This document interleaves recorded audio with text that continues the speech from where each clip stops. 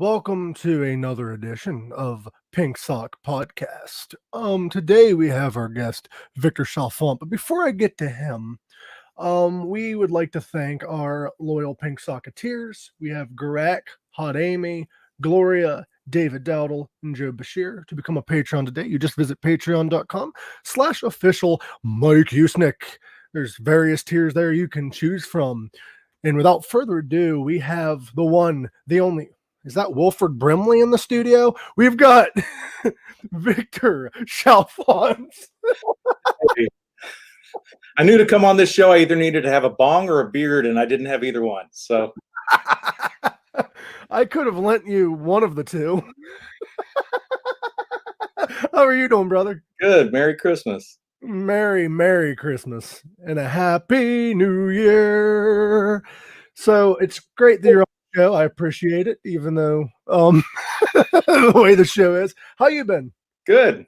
That's good. I didn't talk to you in a couple days. Yeah, it's been a few days. Yeah, we were going to play guitar, but somebody keeps getting busy. Somebody keeps ringing you up. I don't know. I turned my grades in just before the show, and so I'm done for a couple weeks. Yeah, somebody keeps bothering you and stuff, and you need to just set your. Who is that guy that keeps? I don't know. Always something with that guy. Always something with that guy. Like he's. What's his name? Ryan Ricky. Something like that. Something. Ricky Ryan. So how's Stanley been doing? Your little puppers behind you. For those that don't know, Victor Chalfant's puppers is Stan Lee. Tell us the story about how he got his name. He's very excited about it. I bet he looks. Was he named after Stan Lee, like the comic book writer, or Stanley Kiss, or Stanley guy in West Virginia? Like, what's he named after? No, he was named after, actually, technically after Paul Stanley, because my wife, when we first got him, the only way she could get him to come to her was to make little kiss noises. And she goes, "We got to name him something to do with kiss." And she goes, like Romeo. And I go, "Romeo? It needs to be like Gene Simmons or Paul Stanley." And she goes, "Well, Stanley's okay." And I always name my dogs after artists. And Stan Lee is one of my favorites. So I was like, okay, we'll go with that. Romeo. Is Romeo one of the like drummers in Kiss that only was on like one album? I think, yeah. I think we filled in for a couple tours or something.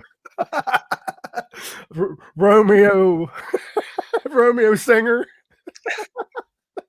So you have a very impressive like list of people that you have worked with, and I would like to cover some of them. We can't cover all of them because then we'd need like 17 parts, which I'm all for. But you've photographed, well, most famously, you've worked for Ryan Roxy, who's in the comments. You do like a little show in the trenches. Yeah, I had to wear that shirt because every time that we do the podcast, I always wear a shirt to go with the guest.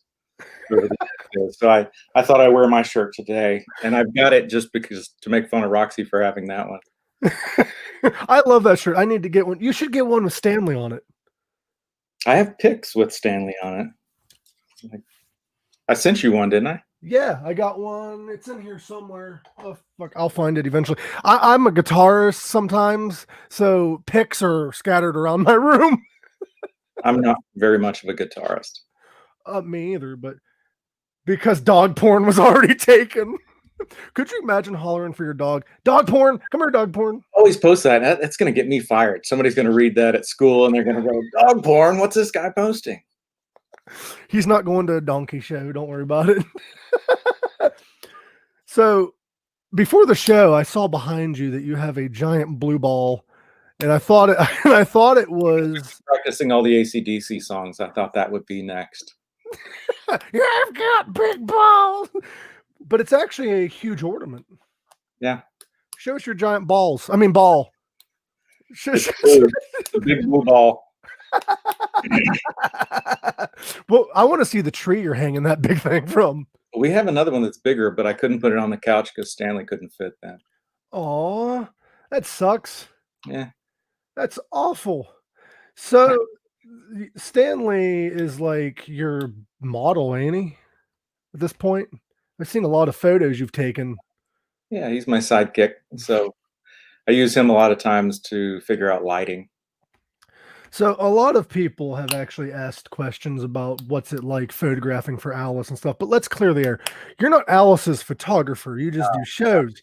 Alice's photographer is this lovely man right here. And oh my God, That was dude, a fun like, night. huh?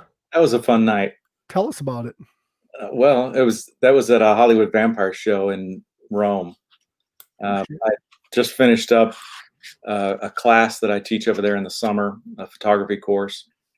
And every year after I wrap that up, my best friend comes over, and he and I travel around Italy for a couple weeks.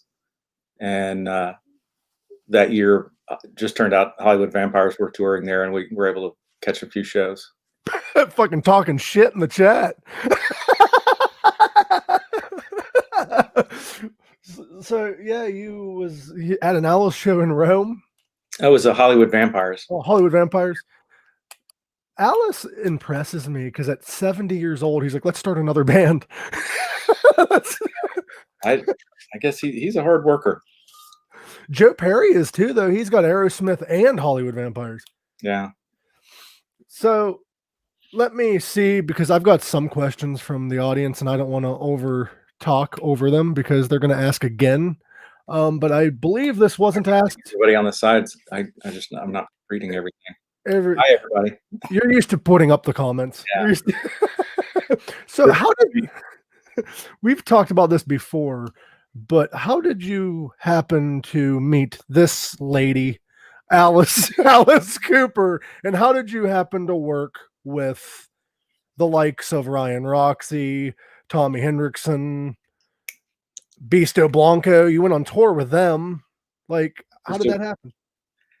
Well, I started taking shots at their shows quite a few years ago, and they just, I guess, kind of saw the work that I was doing, and they like what I was doing, and so they started asking me to come take more shots, and then I got photo passes and things like that. Badass, bro. Like, yeah, it was great. I'm so thankful for doing that sort of stuff. It's really been just amazing to make friends with these guys. What did you like? How did you happen though to go on tour with Beasto? Was that just a random thing that they asked you to do, or? Yeah, I didn't really go on. I mean, I went on a short tour with them. They were just kind of in this region, and so I planned to attend the shows and talk to them and said, "Hey, I'll be there for every show taking photos." And then they said, "Well, you got to get on the bus with us to get into some of the stuff." And so I did that, and that was awesome. So I got to be a roadie and unload stuff, and that was a lot of fun. I had a great time. I heard it's better being a roadie than a groupie. So you may. Yeah, I didn't have to do anything too extreme. Well, except for you had to produce one of their shows, but I got to go on stage with Beasto. They always have crew that wear like ski masks and help out and do things. And so I said, well, can I take shots from the stage? And they said, yeah, but you've got to be in costume.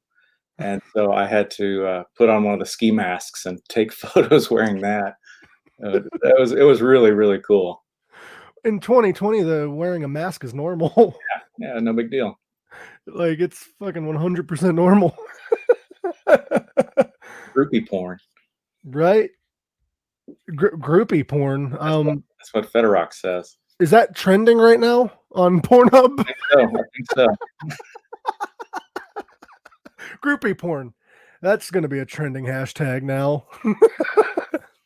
So, like, there's a lot of shots I've seen you do that make me wonder, how the hell did he do that? What was the inspiration?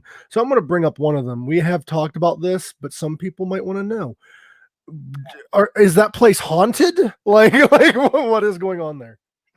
That's a local band that I've worked with for quite a few years, Randall Shreve and the DeVilles.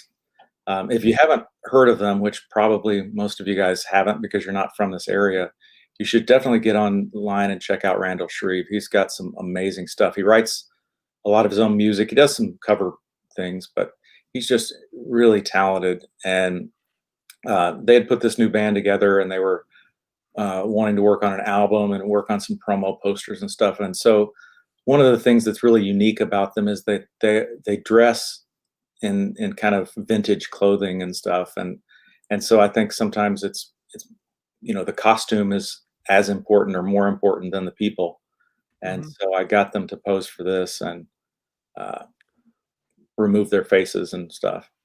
And they thought it was a pretty cool concept. I think a lot of the people that I photograph when I first get with them, and Roxy's the same way. When I started photographing him, I would say, "Hey, why don't we maybe try this?" And he would go, I don't know. That sounds a little weird to me. And I would go, "Come on, let's do this." And he would do it, and then that would be his favorite shot. And same thing with these guys. They've just kind of gotten to where they'll trust me when I come up with some kooky idea. Your method of photographing is like the creepy guy at the bar. I don't think I'm gonna like this. Oh yeah, come on. Trust me, you'll Trey like it. Jolie, Coco, Trey Jolie.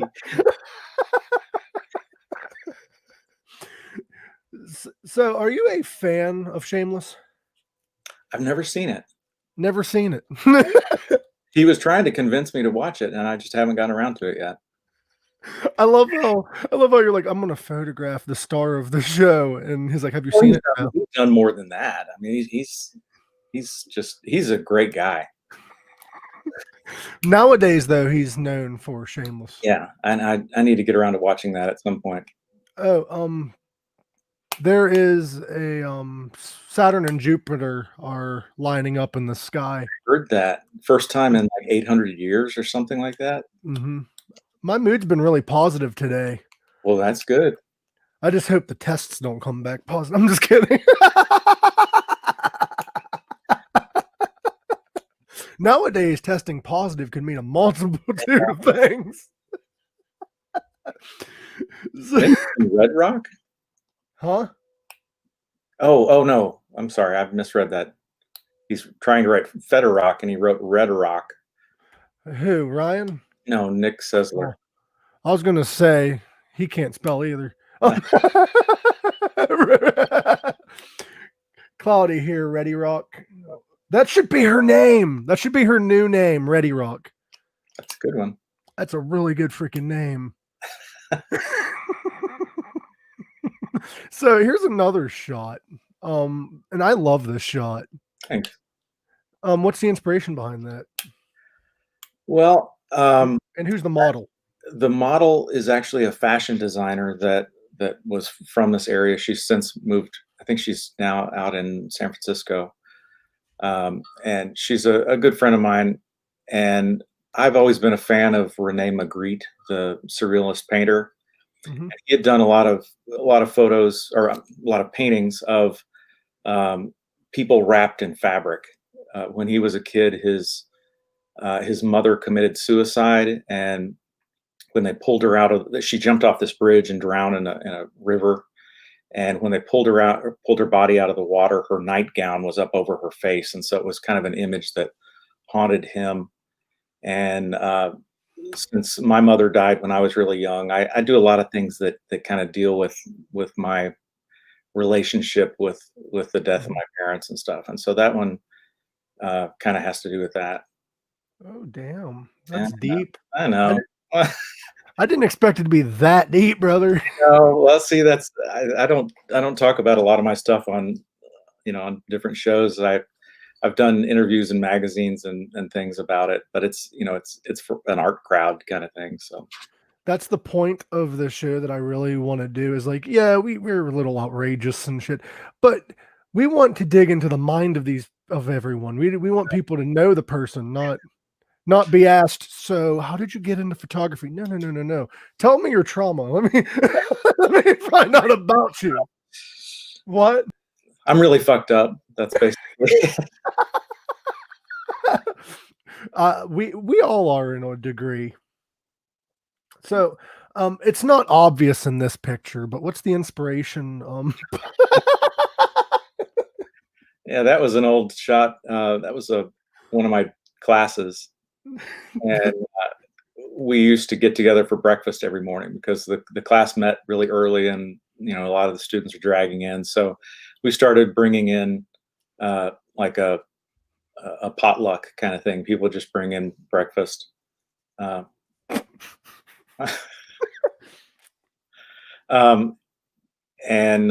so we did. That was our last breakfast.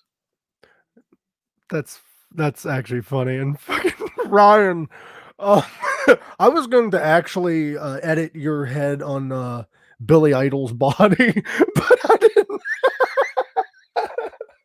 What? I was going to do. I've been playing this Assassin's Creed where I'm a Viking, so I was going to do this one for you. How do you get these on your computer? I have all sorts of tricks up my sleeve. You should show me so I can just mess with people when I'm on here. That looks weird with the glasses on. There we go. Are you big into Viking stuff or no? No. No? Are you? Kind of. I like Viking music. Okay. No, I've just this friend of mine, my best friend, bought me this PlayStation and sends me games all the time. And I'm like, dude, I don't have time to play these games. He's like, oh, just take some time. You need to play this game. And so he sent me this new Assassin's Creed, and so I've been playing it, and it's fun. It's a lot of fun, but I look at how much time I've spent on it, and I'm like, oh my God, I could be doing so many other things. That's how I feel like you thought when you came on this show. Well, you can see Stanley back here, like Roxy says, he's captivated. He's mesmerized and captivated. Look at his face. Speaking of dog porn. Mm-hmm. Oh. I laughed at this photo because I looked at it 3 times and I didn't realize there's a pigeon. I didn't realize there's a pigeon until it's a parrot. It's a macaw or something like that. How did you get the dogs? Like, I'm amazed. I can't get my dog to look at my phone camera long enough to take a photo with it. How did you get a photo of all these dogs looking into one camera with a bird without any of them eating it? Those dogs are so well trained. That was the cover for a book that was published for the Humane Society here to help raise money to take care of the dogs they take in. And I've been working with them now for, oh gosh, quite a few years. Every summer, we put together this book where we photograph local people with their pets, and they pay to get in the book, and businesses buy a page or whatever. Oh, I freak out! It's a full screen. Everybody always does that when I switch to full screen. So like, it's funny because I don't know. I feel like a bad dog owner because like I'm like, hey, Alice, take a picture with me, and she's like, no. I can't. He's all about it. He's fine. Speaking of Stanley, we have a funny little story here. I don't know if you might have been told this story already, but we have somebody here to tell this story. We have from the Voice It Show.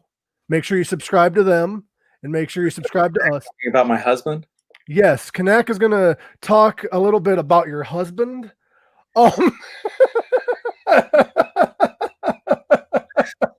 Tell us about Vic's husband, shall we? Gosh. Come on. I'm laughing already. Put Kathy on. Put Kathy on. Put Kathy on. I know she'll be laughing. Kathy, can you show, please? So is this going to be the battle of poor internet? India versus Australia. Hello. Gosh. She told me not to. How are you guys doing? Doing good. Gosh. Kanak has been spreading these horrible rumors. I'm gonna come back. Wait. Hold on, Kanak. Hold on, Kanak. What was that, Vic? He's been spreading these horrible rumors that I'm a doctor and that I'm married to a dog. Kanak left. I don't know what happened. His internet might have cut out. Here's the comment. The original comment. started that a while back, and all these people that come on the show for the first time that are watching it, they start going, "Who's this Stanley guy and who's Vic? I didn't know he was gay." Yeah. We're all gonna start all these horrible rumors about you. Join the crowd. And then they're gonna see your Instagram and be like, Stanley's a dog. What is wrong with this guy? Dog porn. Dog, hashtag dog porn. Here he's back. Connect.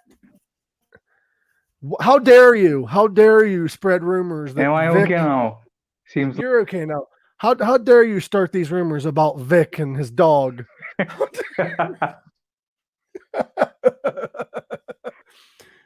my Go God. check out Let me the tell you. Posted Show and make sure you subscribe to our channel. Everything's wild over here.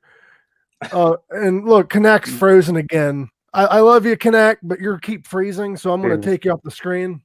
Good seeing you, Connect. Gosh. Good seeing you, brother. I love that guy. It's tough to have a show when the internet sucks. I know, but it's live. Anything can happen. So we had a guest one time. He was fine the whole episode, and then towards the end, the last question, he kept freezing. I'm like, son of a bitch. Can't hear you, bro. Can't hear you, bro. So you've photographed for David Arquette. Yeah. Are you a fan of his, or was it just something that happened? It just kind of happened. His wife is actually from Arkansas. Is that his wife with him? No. He's a very attractive man, but no, his wife is much more attractive. But they were here for a film festival because David Arquette had put together a film about the prison system or something. You'd probably like it. Oh, nice. What are you saying, Vic? I know what you're into, and I know what you like. So, prison movies and gladiators. And I'm into comedies and horror movies too. Well, I don't think it was either one of those. Speaking of horror movies, Scream. Yeah. I heard they're doing 2 more. That's awesome. Are you a fan of the Scream series? Yeah, I like those a lot. I thought the first couple were good. Yeah, I hope Michael Monroe's. I don't know. When he made his video for Roxy's birthday, the video was so crystal clear and looked perfect. And I thought, oh my gosh, I hope his internet is like this. He was in the studio and looked great. While we're at it, go subscribe to Ryan Roxy Official. They have a show tomorrow on In the Trenches with Michael Monroe. Mm-hmm. And he is of Hanoi Rocks, which good band. He's an awesome guy. He's so funny, shot out of a cannon every time. He's just he's like, you don't even need to interview this guy. He just doesn't stop. He's awesome. I've been writing him this morning a little bit, trying to get some stuff set up. I'd love to get him on this show. Yeah. He's a handful. That's something that so many people don't see, the things that are going on, like before the show and during and after. And he's one that just his little stories and just getting set up, and he'll go grab an instrument, start playing. And we were doing a sound check one time, and he was just running all over his place and grabbing different things. And it was really cool. The thing that I love doing the sound checks and making sure things are going all right. Mm-hmm. But if things are going smoothly, quickly, then we start going into conversation. I'm like, we should have saved this. Right. Yeah. So much of the time. And the bad thing is I'll do a sound check with them the day before and everything's perfect. And then they come on and they've gone to a different room and they've got different Wi-Fi and they're using their phone instead of their computer and whatever. And it's a whole train wreck. And it's also, I've had issues too, because I've done before the show, like a couple days before the show, just did a sound check with people. And when you go live, it seems like it's easier for it to lag and shit because you're working a lot harder than before you hit live. Yeah, I don't know. It almost seems like, the more people you get on it, the more it lags. And if you have graphics that are animated, then it'll lag even more. You never know. Right, right. So everybody talks about your couch, but what's the paintings or the pictures on your wall? Just some artists that I collect a lot of art. I like to support artists of musicians or visual artists, and so we've got a lot of different pieces that we bought, and a couple of those are the painting in the middle is a local artist. Actually, now she got married and moved to Scotland, and then the this one is I don't know, another local artist. The other one is a really well-known artist that does collage work, and I believe she's from Germany. I love how you did that. You're like describing full in depth. This one, you're like, oh, that one, I don't fucking know. But we got that. Yeah, I don't remember the artist's name. I just really like the piece. It's a oh look, I'm getting some spam. um, so it was a local artist, a local show, and I liked it. It's a space girl in a helmet kind of thing, and I just thought it was pretty cool. Have you ever gotten into painting, or are you just the graphic designer guy? I'm sorry, what was that? Have you ever gotten into like drawing and painting, or are you just Oh, graphic design? no, I do a lot. I do. This is a little piece that I did a little Dude, while back. That that's awesome. it's doesn't show real well, but it's a scratch board sort of thing. I have a master's in fine arts, so I do a lot of different types of art, and just photography is kind of my favorite. Have you ever used that as a pickup line? Be like, I'm a major in fine arts and you're a fine art. Ever use it? Yeah, all the time. My wife really is a cock blocker though, because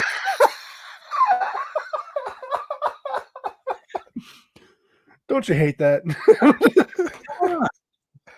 Come on. It's just the guys. So you photographed not going to get into any political stuff, but you did photograph the president of the soon to be former president of the United States. right. How did you did that while he was president?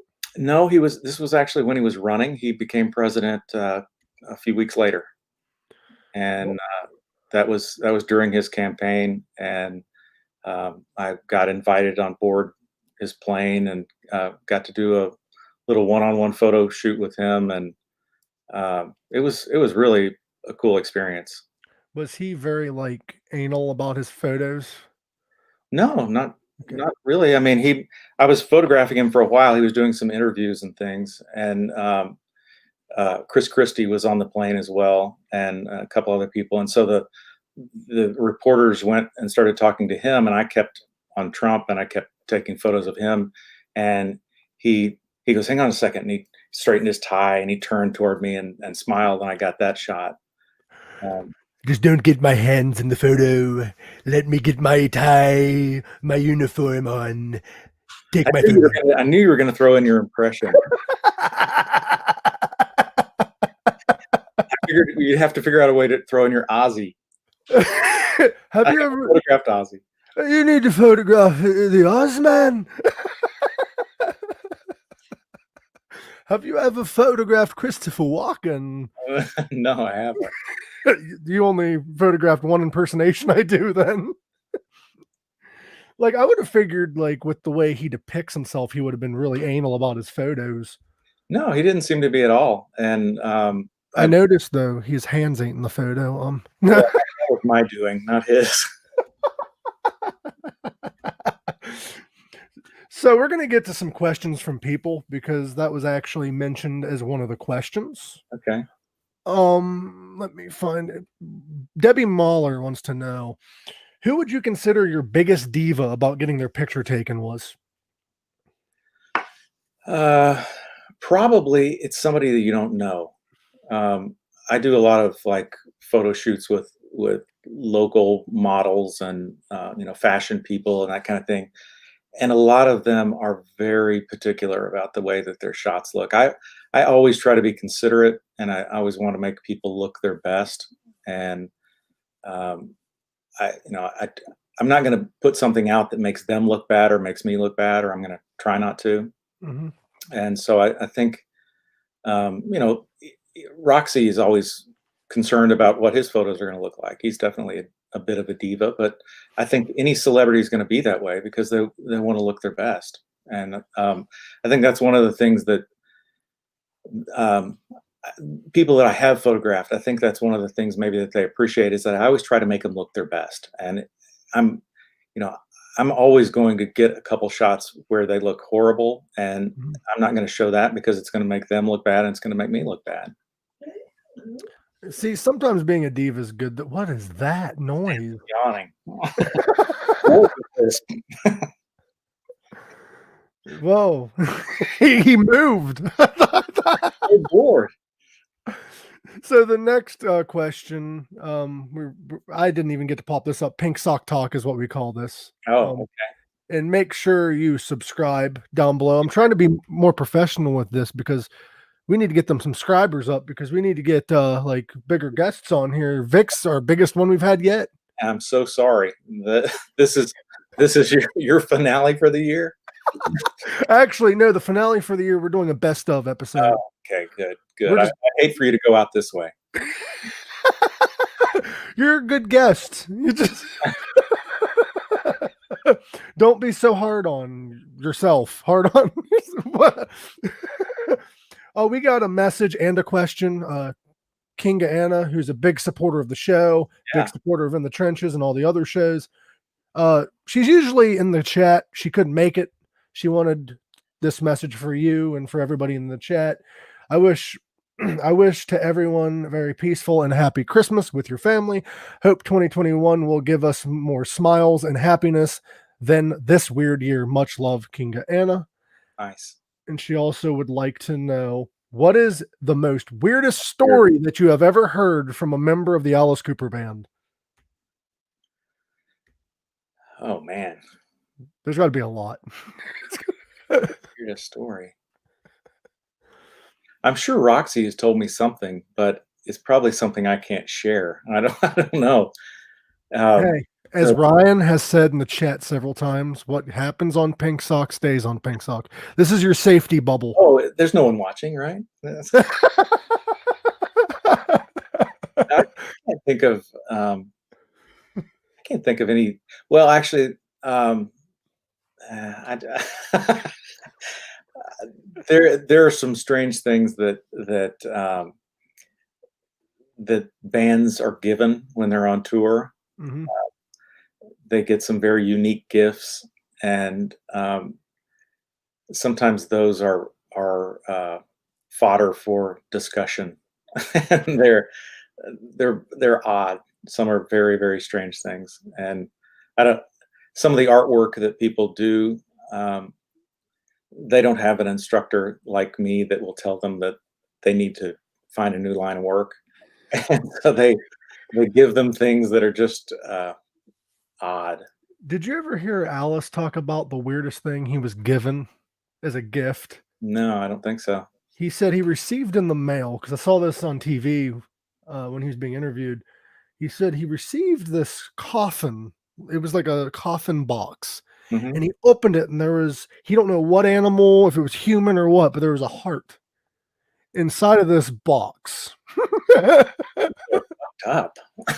And I could be wrong about the rest of this because my memory is kind of foggy, but I believe he said that he looked over and he saw a woman standing outside of his window, and she had to be escorted off of his property. Fuck. People need to stop being so weird. And you know it's bad when you creep Alice Cooper out. Yeah, I mean, I think that people have to realize he's a character, and Right? he's not a freak show like that. Which is kind of interesting because there's a lot of mystery behind musicians way back in the day. And then Ozzy Osbourne kind of blew that apart when he did the Osbournes. Right. Because everyone thought he lived in some mansion up on a hill or some shit. Nope, just in Beverly Hills. Federock 2020 is the year of weird. I hope shows return very soon. What is your highlight on Roxy TV? Federock wants to know. Having her join up and help out, that has been a big highlight. She's amazing. Just all the great stuff that she puts out. She's always so up and positive, and I know she's had a tough year. And so just having her around has been really nice. It's not such a sausage fest now. Mhm. Uh, I appreciate Feta too because on top of promoting you guys, she's been helping us a little bit, so we appreciate her as well. yeah, Which actually, she at those Hollywood vampire shows in Italy that I went to, she and I met there a couple of years ago at that, and super nice. She and her husband and friends were right up front. nice. Yeah, but a lot of the stuff that we do on Roxy TV, just the people that we've had on as guests. I mean, some of those are just. I mean, Michael Monroe is one of those people that it's just amazing to be able to get to talk to him. And my phone was just buzzing because he's sending me emails about stuff for tomorrow. And I mean, that kind of thing to me is just like really really cool. The fact that like Kane Roberts will text me out of the blue now and just send me some random art thing, or something like that. And um, the very first time I saw Alice, Kane Roberts was playing with it, Oh, playing nice. guitar, and I was just like, in awe. And now the fact that he and I chat once in a while, it's It crazy to me. it's crazy to me because, like, in the digital age, none of this would have happened, in my opinion. Like, we wouldn't have become friends with the people that we became friends with if it wasn't for the digital age. Oh yeah. Well, and this pandemic. I mean, the fact Yeah, that we've all been stuck at home for the last 8 months made it so that we're all trying to learn how to play guitar, and we're all trying to communicate with each other somehow, and this is a great way to do it. and a great way to make friends. That's why you gotta take a, negative and make a positive out of it, and that's what it did. Yeah. Because I wouldn't have. People don't know, probably. I don't know if you've talked about it on here, but the fact that you and I get online every few days, Yeah. and we're going through the System 12 together and practicing, and just we'll hop on here and do our own show for an hour or two, and play guitar horribly, and it's fun. We, butcher poison worse than Ryan does. He's been taking stabs at you. I got your back, buddy. Thank you, appreciate it. He's always busting my balls. We gotta bust each other's balls. That's actually how I ended up. I don't know if I told you this or not, but that's how I kind of ended up knowing Ryan is because I would just fucking troll the hell out of him on Instagram. Like I would troll the living shit out of him on Instagram. He's probably like this fucking asshole. So, what inspired you to get into photography, and when did you go professional, or are you professional yet? I don't think I am. I mean, technically, to be professional, you've got to earn the majority of your income from it, and I don't. I still teach, so I wouldn't say I'm professional. I just like it, and I don't know. I've taken photos since I was a little kid. Um, it was always, well, growing up, somebody had to take the photo, and from the time I was about 3, they would hand the camera to me, and I would take the shot. And I got my first camera when I was about 5 or 6 for Christmas. And Mhm. um, since growing up, like I go dark again, but both my parents passed away when I was really young, and so the only connection that I had to them was through photographs. And so I realized kind of the importance of photos and keeping these memories. And so I started trying to do that myself. Nice. That's what's Thank your you. favorite? Um, so the next question is also by Lynn. It kind of goes with the last Yeah. question. Who would you like to photograph in the future and why? Well, one thing I mean, I've photographed Alice at a lot of shows, but I've never actually done a one-on-one photo shoot with him. And I Mhm. think that would be something that would be really, really cool to me. I mean, I get to photograph a lot of different people, and I've gotten to do, um, just quick little sessions with some people. But he's one that I never have, and I just think that would be awesome. Any others? Um, well, you, of course. Oh, we're going to. Yeah. Well, when you move, I'll come visit and we'll do that nude shoot you were talking about. I got an idea. I've got You'll just be wearing a pink sock. and this. Oh, I know. You sent me that shot the other night, and I'm still traumatized by that. What, me all sexy with a unicorn horn? We All should do. sexy. I actually want to do a boudoir shoot with you one of these days. Do you know what boudoir is? Yeah, I've done that. I'm all for it. Yeah, I'm not a. I like taking photos and making people feel good about themselves, and you know, I'm not opposed to photographing anything or anyone, even you. So So I saw this meme the other day that would make you laugh. I don't have it on hand, but it says the photographer and this guy's like getting ready to do a shoot, and the guy's like, the photographer's like, do you do nudity? And he's like, yeah, I don't mind nudity. And the photographer's like, good. And it shows this photographer wearing tighty whities taking a photo. So whenever we do a nude shoot, we're not photographing nude a lot. we're not specifying who's nude. Right. We'll both do it. I was thinking about doing the pink sock thing, putting a pink sock on it, I think that'd be pretty clever, actually. and posing, and then doing another one holding a pumpkin for like Halloween. Yeah, we'll get together. We'll figure this We'll out. figure it out. We'll make something fun. I feel honored that I'm on your list of people you want to photograph. Oh man, do I? Oh my! Oh, that was already asked. Sorry. Oh. How did you become involved? This sounds like you're in a romantic love triangle. Roxy and Alice and I are like that.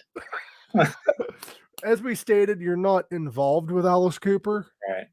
but you and Ryan are involved. Well, we've gotten to be friends over the years, and I really like it. I like the fact that you know, this weekend he was making dinner and just gave me a call just because he was home alone and bored. And you know, that's the kind of thing it's you know, it's something stupid. He's just sitting there cooking chicken or whatever, but it's a nice thing, and you know, I just like being friends with him. And he and Tommy and Chuck and I have all gotten to be kind of friendly. Not not like Kanak friendly, but friendly. So, like, does Chuck send you pictures of him without a shirt on? No. Oh, so I'm the only friend that does that? Yeah. I'm just sending you glamour shot ideas, I swear. Okay. I like the horn. Don't mind the late night pictures of never mind. Moving on to the next question. Farming. What type of lens do you use or equipment do you use? Well, for years, what is Roxy saying up there? Reserve sock. I don't know. There's a comment that popped up. And for the record, Vic never held handwritten lyrics up for me to read at a live show. I'm gonna get back to that question. I was given that job at a Goon Squad show. Ryan and Tommy came out and they're like, so we don't remember the lyrics to some of these songs, so you're gonna be our human teleprompter. And I held them up. I was busy taking photos. I don't. And like, as blind as Ryan is, he was like, right.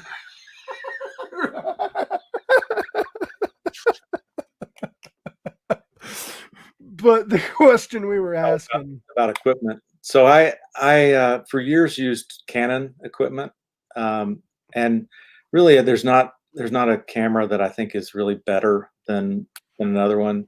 They're all kind of similar, but I used Canon for years, and I still have a lot of Canon lenses that I use. But a few years ago, I switched to Sony. I wanted to try a different brand, and they had a shutter or a mirrorless camera that would take, I think it does like 10 frames per second. Mm-hmm. And so I wanted to give that a try, and I just never had a mirrorless camera, and so I bought that. And a camera like that's a big investment, and so you pretty much buy one every few years. You can't afford to do it more often than that. Yeah, because they're expensive. Cameras are expensive. I looked them up because I wanted to get into photography. Yeah, I think that Sony was $400 4,500 or something like that. And that's a big chunk. So yeah, the human teleprompter story again. He keeps saying that, but he doesn't mention if I did good at that. Doesn't- but cameras, I've been looking into cameras, dude. And is there a way to take professional photos, like good photos, without spending like thousands and thousands of dollars at first? Yeah, just use your iPhone. I don't have an iPhone. I'm an adult. Oh, what do you have? You have a phone or something? I have an Android like an adult. Oh. Okay, I've got to cancel this. I'm out of here. I'm leaving. Now we're interviewing Ryan's photo. I'm not sure why that he's my icon on there, but You should have your own icon, dude. I should. You are an icon. Oh, sure. You're a legend, Vic. In my own mind. Not even in your own mind. You're Not anywhere. What would you consider to be your best work and why? Huh. Well, I don't know. I guess, I mean, some of the ones that have won more awards or been published more, some of those are I think good ones. But I just really feel like anything that I get that makes the person who I'm photographing feel good about themselves. Those are the ones that make me feel good.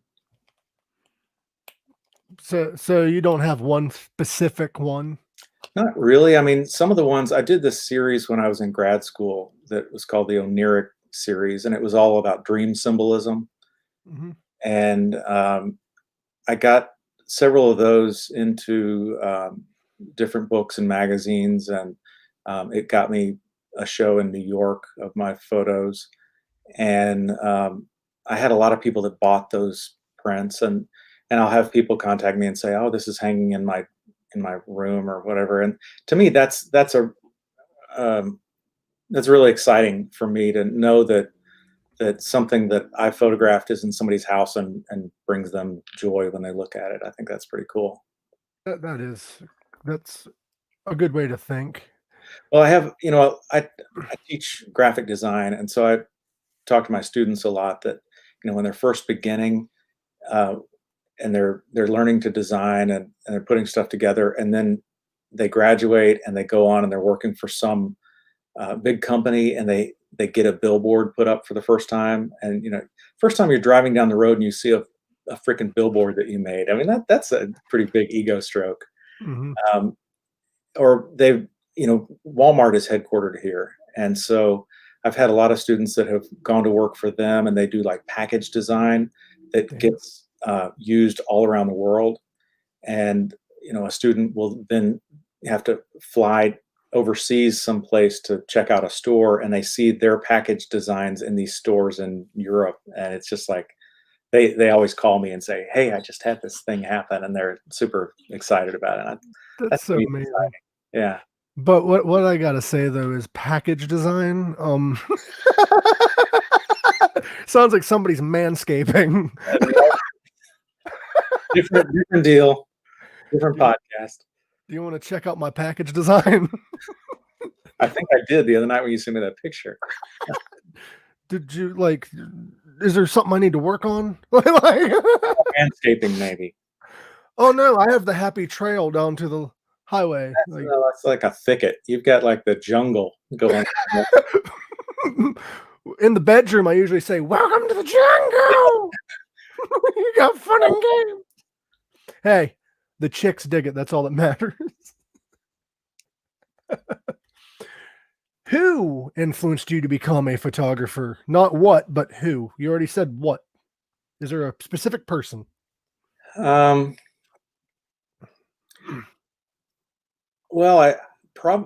oh gosh, I don't know. I mean, I think my dad did in some ways, because he took a lot of photographs, and I never met my dad. He died a month before I was born, but that's one of those things I think I probably have some issues with. And so it's kind of trying to hold on to that. And so maybe that was an influence. I was adopted by my uncle, and he also gave me my first camera. And so that was a big influence. And then I had a professor in college that his name's Curtis Steele, and he was uh, somebody who was really important to me and kind of helped shape the way that I teach and the way that I design. And he was into photography, and so I think that probably sparked it. But then one of my clients actually was one that influenced me to get it, not inspired me, but when I graduated from my first from my bachelor's degree, I started an advertising agency, and I was hired to photograph some stuff, and my photos were shit, and I knew it, and I was just like, "Oh, this is awful," and it made me want to learn to do it better. It's better to admit your like faults in anything in life, but I don't like the people that like get all upset when you're like that photo you can improve on this and like "Ugh, I'm amazing." No, you're really not. Right. Well, I try to tell my students that all the time that when we're doing a critique in class, Hmm. so many of them will go, "Oh, I like it. Oh, I like it. I like it." And it's like, come on, tell them something that they could do to help it. Right? We're all here to learn, and you don't ever stop learning how to get better with something. Like this podcast, I don't think I'll ever learn. Yeah, and it's a train wreck, and Hey, I'm gonna give that guy the hook. Let me. you should get a shirt with that on it. That's pretty cool. My mom and I was playing Cards Against Humanity the other night, and no, it wasn't my mom that laid it down, but somebody did. We had a group going, and the card was like it said something about why is it a bad year or some shit like that. And somebody laid down my my shitty podcast, and I had to read that out loud. Funny. I'm like, you fucking assholes. I just got that new Alice put out. I think it's like Cards Against Humanity, some kind of horror deck thing. Huh. I don't know. I bought it and I got it, but I haven't looked at it yet. So, Have you played Cards Against Humanity? oh yeah, we have all of them. Bring it when you come out. All right, we got the big black box, I got the bigger blacker box, or I whatever. got that one, the bigger, blacker box. Yeah. Did you get the card out of the box? Yes. Okay. I also got the sci-fi pack with the Sean Connery card. Oh, that's cool. You know that one? No. You know the famous picture of Sean Connery in a Speedo holding a gun? Yeah. It's just a picture of that. Yeah, we have a lot of different like add-on packs that my wife's picked up. So there's more questions. You need to get Nick on here. He's wearing a I got the hook shirt. Who? Nick says he's wearing the I got the hook shirt. Bring them on. Send them the link, Kath, or Ashley, or whoever's back there, if you want. Is Joe? She likes my mug, but I just got this one because it holds 2 cups of coffee, and I figured I might need it. Somebody was my assistant manager was giving out mugs to people for Christmas, and somebody got one like exactly like that. Oh, that's because they're cheap from Walmart. So Joe Bashir wants to know: is there a moment that you regret not photographing? Is there a gig that you've turned down that you regret doing so?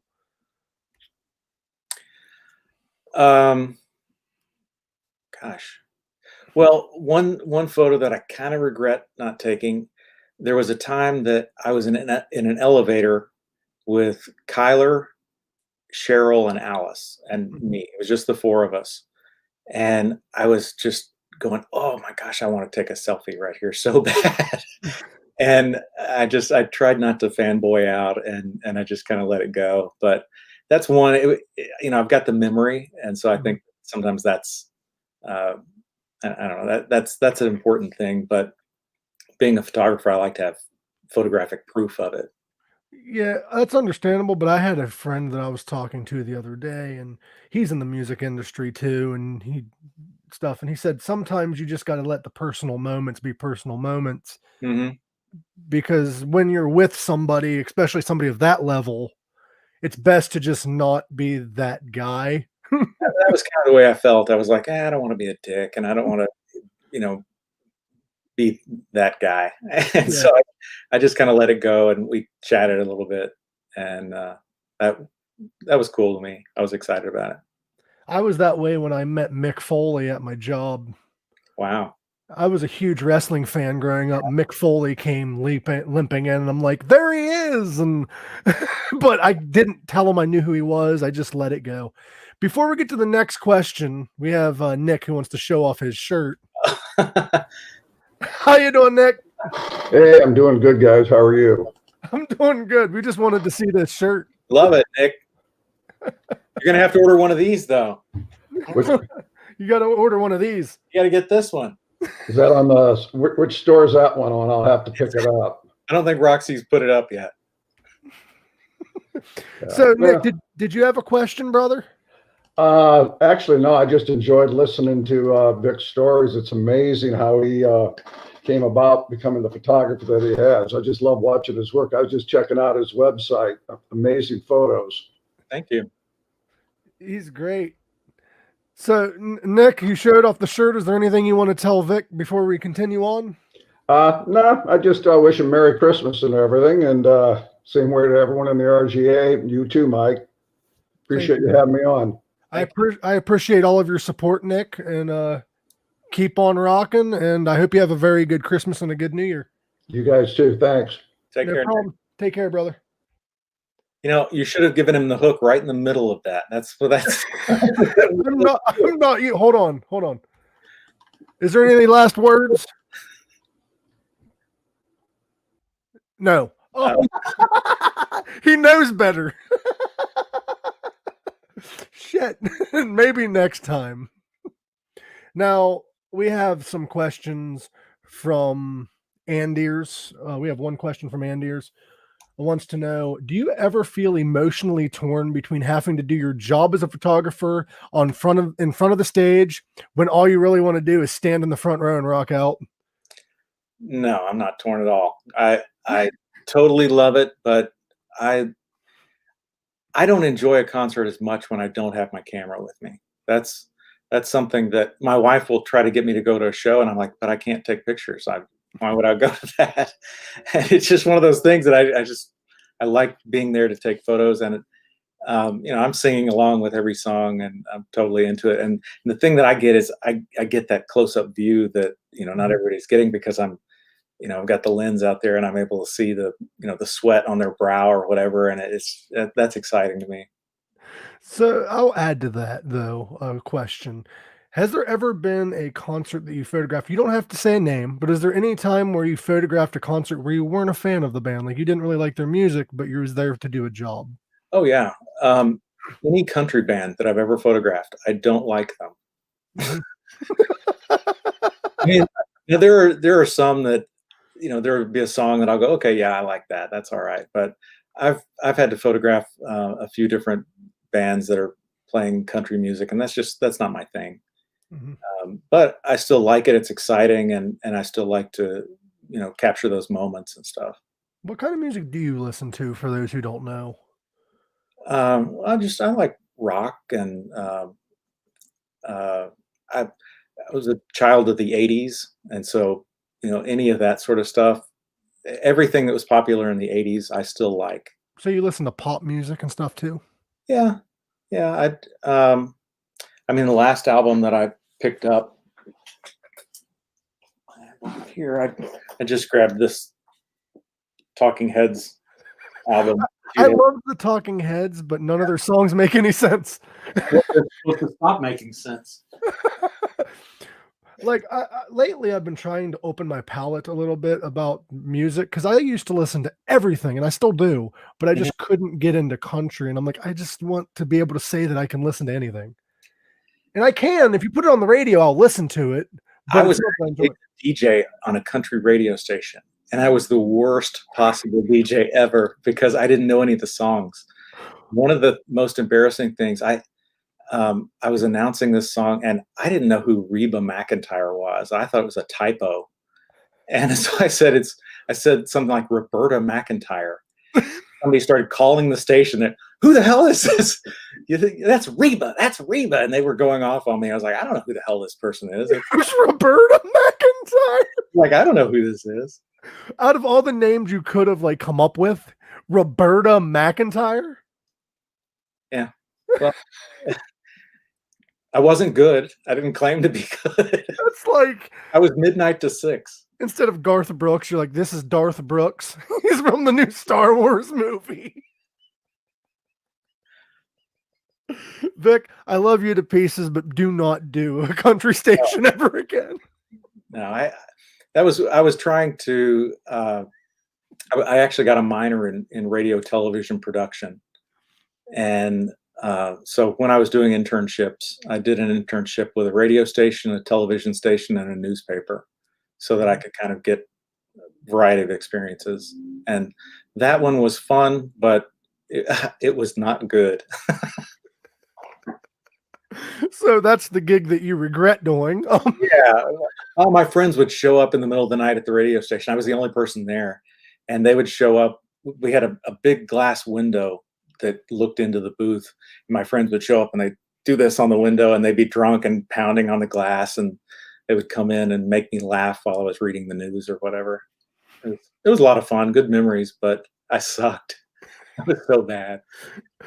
I actually had a gig that I kind of sucked at. It wasn't like anything like professional, but my first job ever was at a Wendy's. Yeah. They kept forgetting I worked there. I'm serious. Hey, try to get your order? Yeah, like I would go into work and I would like they got mad because I didn't know how to make the burgers and shit. But I'm like, I only work like once whenever you figure out I'm on the schedule. Like, that gig sucked, bro. So I have a question. You kind of already covered this, but you didn't cover it in this type of depth. For many of us watching Pink Suck today, we know that you're the producer of In the Trenches with Ryan Roxy. How did that opportunity come about, and is producing something you would like to expand on? Would you like to do more shows? Is pretty much what I'm gathering. Well, since I teach this stuff, I kind of knew a little bit about it, and Roxy started doing his podcast and needed some help, and I kind of stepped up and helped him out with it. And I think he liked my price because I worked cheap, and we just kind of had fun doing it. It's not something that I really want to do a lot of because it is time consuming, and I definitely love helping out. I've helped out a couple other podcasts doing little things for them, and playing around with animation and stuff is something that I like to dabble in. I'm not great at it, but I don't teach it enough to be really good at it. I have other people that teach it for my department, and so I still like to stay somewhat current with all these different things. So it's a good way to do that. Yeah, so does that mean I can't like steal you from Roxy? You can hit me up. I'll help you out. That's what Adika does. When he needs something, he'll text me once in a while, and I'm definitely I like helping him out. He's a good guy. Adik who? I'm just kidding. I haven't talked to him in a while. I'll have to hit him. I haven't either, but he's a good guy. He's going through a lot, I guess. Well, he was doing so many shows. Now he's doing the one on the weekend, the Vinyl Talk or whatever it's called, Talking Wax. Yeah, if the thing is with that, if you can, too much of a good thing could be a bad thing, and you'll burn yourself out. Yeah, I think he probably was burning himself out because, I mean, imagine doing this 5 days a week where you've got to find 5 different guests and you're on there for 3 hours a day or whatever it was. That's crazy. I'm having issues with 1 day a week. Yeah, you're having people like me. Hey, it was either you or the homeless guy down the street, and I picked you. So the next question is also from Alex Petrini. It's kind of long, so I had to break it up in 2 parts. These questions, I don't know, they're huge. That's what she said. Teaching is something you have a lot of experience with as well, and you were scheduled to teach a 1-month digital photography course in Siena, Italy last June. I take it that was postponed due to COVID. Tell us more about the course and how this opportunity came to you, and are you still planning to move forward with it? I always laugh the way you say COVID. COVID. Well, in this area, we don't even call it COVID. We call it that shit going around. Every time my wife hears your voice, she always goes, "Where is he from?" COVID. COVID. I don't even realize it half the time. No, it's very funny. So I've been doing this class in Italy for a few summers, and it was something that came about through my school. I've been trying to get some sort of gig where I could do international teaching for a long time, and it just kind of fell in my lap. I got really lucky with it, and I'm thrilled to be able to do it. And so it was postponed because of COVID. COVID. It was postponed because of COVID, and it's already canceled for this next summer as well, because usually we have students already signed up and getting excited to go by this point. But I believe we will be doing it again in 2022, and it's a chance that students from the U.S. get to go to Siena, Italy, and live there for a month. And while you're there, you take an Italian language course and a digital photography course. And I think the next time that we do it, we're also including an option. Instead of digital photography, you can take a culinary course so that you can learn to either cook Italian or take photos of Italian things. That's awesome. Do you also learn how to be Italian? And you get to hang out with Federock. We love you, Federock, but Italians do speak with their hands a lot. Italians are awesome people. I really love Italian people. The nicest people I've ever met are either Canadian, Italian, or Indian. Like Kanak. Well, Yeah. it's weird because it's hit or miss because I work at a truck stop, and there's a lot of them that's also mean, like in any nationality, but some of the nicest people I've met was from those places. Great. That's a good story. The only C word allowed is nope. Joe is correct on that one. Don't you have a cup like that? I'm actually getting that cup sent in the mail for Christmas. So I can drink like you. Whenever somebody's being mean, I can just go. That's actually a very popular word in Britain. Bellin, you should. I want to go to Italy. It's actually one of the least expensive opportunities for a real study abroad program that's available. Mm-hmm. Most universities charge at least another $1,000 or $2,000 to be able to do it. We get to stay in this really great hotel. I mean, it's not a fancy hotel at all. It's it's a great place. It's a really Italian sort of thing. You have a small room that's not really elaborate or anything. Some of the rooms have fridges. They've got air conditioning, which when I was studying Is there a bed? There is. Yeah. When I was studying in Italy as a grad student, I didn't have air conditioning, and my shower was just a little hula hoop with a curtain around it and a hole in the floor. And it was very, very meager accommodations, and so these are much, much better. I love the visit's great, but your hotel's probably going to suck balls. Well, we get to go. We do like weekends in Florence and Rome and Venice and that kind of thing. And when we stay at the hotels in those places, we always get top-notch places. They're awesome. But the place that we stay for the whole month, it's kind of like a meager apartment kind of thing. It's not a really fancy hotel, but it's great. Honestly, like family? They're really amazing. Honestly, what's the point of a really good hotel if all you're doing is sleeping?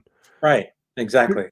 I mean, the students are there, and they actually have to study. You know, in the evenings and things, they're hanging out in the lobby and doing their homework and stuff. And it's man, I miss it. I'm so ready to go back. As long as you don't end up with like some kind of bed bugs or something, I don't think the hotel matters if you're just there. Well, and this one is located in a perfect spot, and it's walking distance to everything in town, and it's great. So one more question from Alex, and this is kind of a story explaining the question, I guess. I love Alex, but Alex goes in great depth with the question. That's great. I appreciate the questions. It's clear photography is in your blood. Your work has been exhibited in galleries across the country, published in books and magazines, and you have received many awards for your work. Dude, you're accomplished. Mm. Your portfolio is vast and ranges from photographing celebrities like Alice Cooper, Donald Trump, and many more, high-class fashion, artistic photography. You even photograph dogs and cats.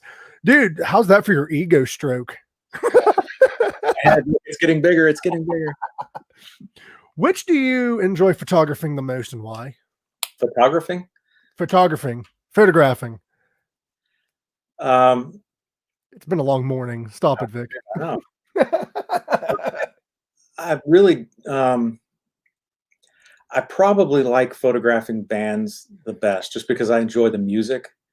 But it's really great to be able to meet some of the people that I've gotten to meet, and you know, when you photograph somebody, I think you kind of make a connection with them, even if it's just for a few seconds. They're sort of giving of themselves to you. They're exposing themselves in a way. Come on, you know, they're trusting you with their image, and I always appreciate that. And so that's a lot of fun. I love photographing dogs and helping them get homes. I think that's a you know, something that's close to my heart. I like helping them out. And then I like photographing pretty girls in their fashion stuff, or not in their fashion stuff. I mean, all that is a lot of fun. It's great to be able to have the opportunities that I've had, and so I appreciate all of it. So you prefer live bands, or do you prefer like the actual photographing, like off stage? I kind of like the offstage probably a little bit more, More personal? behind the scenes stuff, because not everyone else sees that. Mhm. And I also like to, you know, have the opportunity to do like their album covers or something. You know, that shot of Nita, she was actually the first member of Alice's band that I really got to do an individual shoot with, and she's wearing one of Tommy's shirts there. But yeah, she liked the shots that I'd taken of her on stage and contacted me and said, "Hey, let's set up a shoot." And I was thrilled, and I'm still, you know, greatly indebted to her for kind of introducing me to all the guys. I would have figured that Ryan was the first one, but that's the first time I've heard you say that Nita. No, Nita was the one, and then Ryan, I guess, saw the shots that I did with her, and I guess And he tried reenacting it. yeah. Well, this was actually this was about 2 weeks later, I think. Is that also Tommy's shirt? No, but Tommy was standing right next to him. That was a fun day. We had a really great time, and every time I get to hang out with those guys, it's such a blast, because it's just you know, they trust me to take their shots backstage. They know that I'm not going to show anything that I shouldn't show. I've got this kick-ass picture of Chuck's ass. That's so funny. They're all getting changed backstage, and the cases where they have their clothes and their guitars and stuff, and they're all kind of changing, and one of the case doors is open, and Chuck's ass is kind of sticking out from behind that door. And I love that shot so much. Maybe someday he'll let me put it out there. He's actually pretty particular with the photos that I put out, and he likes to have some control over, I guess, the branding of the band and stuff. And I totally understand that. But once in a while, I'll put out a shot without asking him. And I made the mistake. The shot. Do you have the picture that I did of Beasto, the group shot? The group shot of them together, or with you with them? No, with them just together. Um, They use it for a lot of their promo stuff now. I don't think I have that one. I have a lot of them I got to go through, but I don't think I have that one. It was a shot that they've used for a lot of their promo type stuff, and I love that picture of them. But what I did is I put it together, and most of the bands that I've worked with, I'll get the shot and I'll put it up on my Instagram and show it off. And I did that with that one, and Chuck, I think, would have preferred that I not show it. Mm-hmm. He's like, if this hadn't gotten online, I probably would have used this for the album cover, or I would have used it in the album. And I'm like, Shit. ah. And so now I'm kind of reluctant to put Beasto pictures out because I want them to use my shots and to like them. So I usually try to send them to him or to Cara or somebody for them to approve them. The next Beasto album cover should just be Chuck's ass with the Beast at Blanco logo, like the bees on each ass cheek. You have to draw it. So we do have video questions. We have 2 of them. Oh, geez. Okay. One from Kath.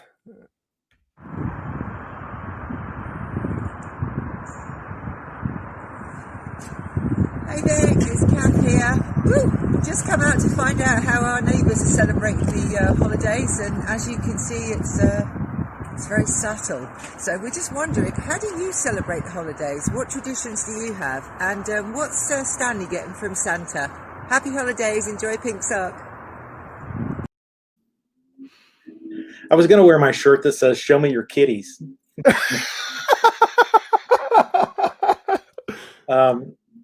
Well, we're really not doing much of anything this year. We've been stuck here at home for quite a while, and I do think we're probably going to go visit my uncle because he's alone for the holidays, and we'll spend Christmas Eve and Christmas Day with him. And then we're just going to come back here, and we thought about going to visit my wife's mother because she's her husband just passed away this year, and so she's kind of by herself. She just moved to Florida, and we thought about going to do that, but it's like, why risk it? We can talk to her, and we'll go see her later on. And so I think we're just going to hang out here and maybe binge watch some shows. Maybe I'll watch what's the show you told me to watch? Lucifer. Oh, Lucifer, yeah. You should watch Lucifer Morning Star. It is a great freaking show. Well, every time we go past the preview picture, my wife goes, "Ooh, we should watch that show." Ooh, we should watch it. Yeah.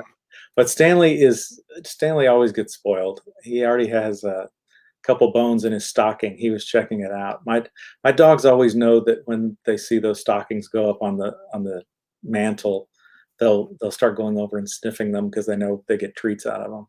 I used to get my dog a big ass bone, but she just started expecting it, and she wouldn't eat it all. Oh. Oh, by the way, we do have that Beasto shot. There it is. That's the one. I like that shot a lot. That was another really fun day. Those guys are so great. I think it's weird though that Chuck is actually wearing some kind of a top. Barely. Does that man own shirts? Yeah, he's got a few. Honestly, if I had a body like that, I would never wear a shirt.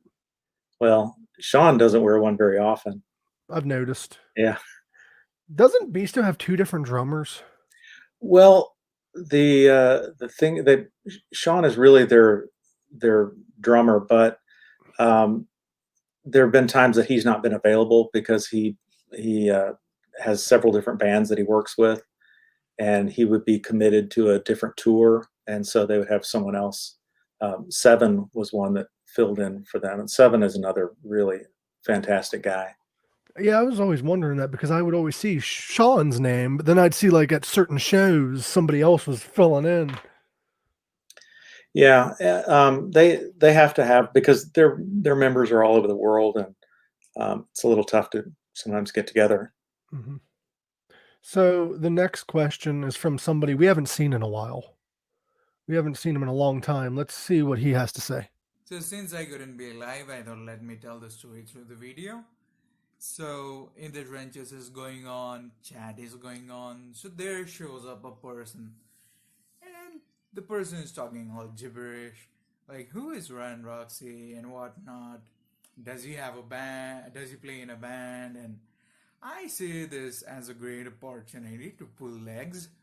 So the person starts asking who is Vic and who is Stanley and whatnot. And I'm going berserk. I'm like, okay. So, and I say, Ryan is just this guy who does the podcast and something. And the person says, okay, does he have a band? I say, I don't know. Last I checked, his name was shown under some Alice Cooper guy. And then we move on. And the person says, okay, so Victor is, and I say, oh yeah, Victor, he works for Ryan. And then suddenly everybody in the chat, the subject moves on to Stanley, and everyone is, hearts for Stanley, yeah, he's so cute and whatnot. And the person says, okay, who is Stanley? And I say, Stanley, he is doing all these things. He's the producer of the show. Okay, then who is Vic? I said, Vic is Stanley's assistant. And obviously everybody knows what's happening. So everybody's quiet in the chat. And after a while, the person says, so from what I get, Vic and Stanley. So Stanley is Vic's husband, and they live together. Something like that. And then we are laughing. We are going crazy. That's okay. You saw the screenshot. And now I text Vic. Like, hey Dr. Vic, what's up and how is your husband? And Vic tells me, my husband is sitting right next to me licking his foot.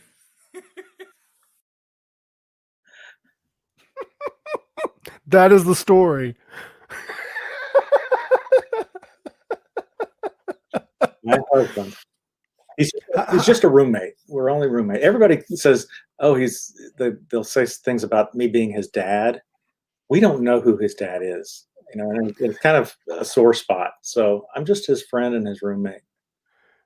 You're starting to sound like you're quoting the story arc of Full House. We're not gay. We just take care of these kids. So people are calling for a part 2. Really? Yeah. One person. It's clamoring for it. Let's see, so we can get them some therapy. Kath just called for a part 2. Really? Yeah. Lucifer is one of Knac's favorite shows, so you got to watch it. Okay. Right after I watch Full House. Have you seen Fuller House yet? No. I watched one episode, and that's all I needed. The first episode is everybody in Full House is in it, and then they're not in it for the next few episodes. Well, didn't what's her name have to go to jail or something? Well, the Olsen twins aren't in it. Oh. They actually take a stab at them in that episode, and I laughed. Yeah.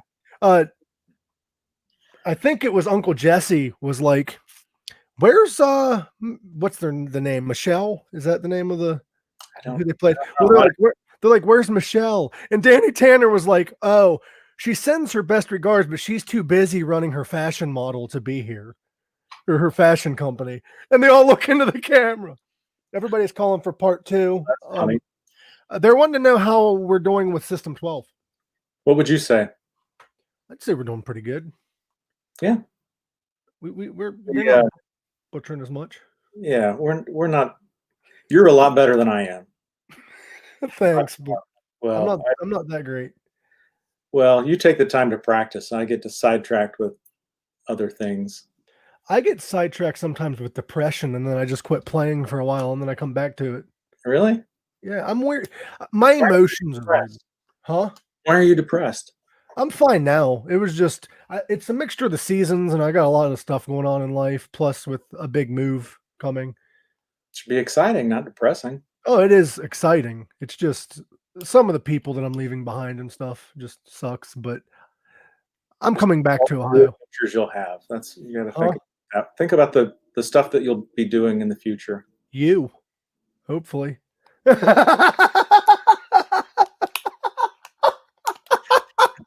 gonna have to go in disguise here. You look like Burt Reynolds. Hey, I'm Italian. Well, Vic, is there anything that you wanted to push or promote that isn't Ryan Roxy related? No, I don't have anything to promote. And I don't want to push anything. Tomorrow we got In the Trenches with Ryan Roxy. We've got Oh yeah, we should watch that. Michael Monroe. Yeah, we should probably watch that. Check that show out. It's good. He promoted us, so we should promote him. Michael Monroe is just always such a fun guest. I'm really excited about that. If you liked the show, like and subscribe. If you didn't like the show, like and subscribe. Send it to a friend. Torture them. We love you, Vic. Keep in touch. I'll probably see you in 2 days for the guitar lessons. Definitely. I'm still working on my what is the song that we were playing the other day? We were playing another one, Bites the Dust. Yeah, that one. I'm trying to get that rhythm down a little bit better.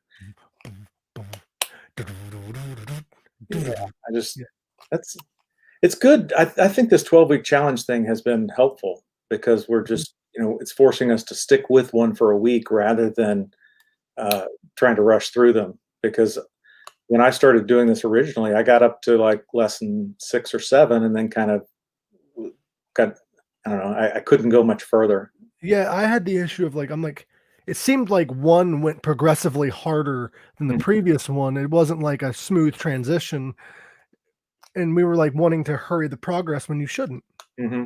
And I like the new things that he's added in.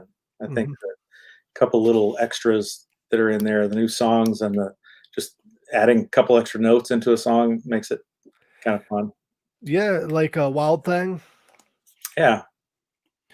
But Vic, thank you for joining us, brother. All right. Thank you. Appreciate everybody, all the nice comments, and everybody has a great Christmas. If you want to stay here after we go off live and just talk a little bit, we can. Yeah, sure.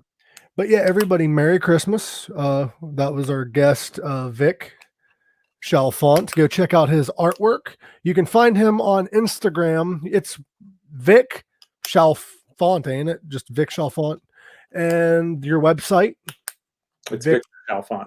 Victor Chalfant. Just Google. He's the only Victor Chalfant that I think anybody would know. There's actually another one, but nobody knows him. Yeah, I'm gonna have to take him out, I think. That's like when I had Mike Fasano on here. There's a politician that got his Wikipedia removed. Wow. But Merry Christmas, everyone. Thank you for tuning into Pink Sock Podcast. We love you, and we will see you next week. And Vic, if you're able to make it, we are doing a end of the series, end of the year episode. So if you can make it, that'd be awesome. Remember, live long, rock hard. Bye.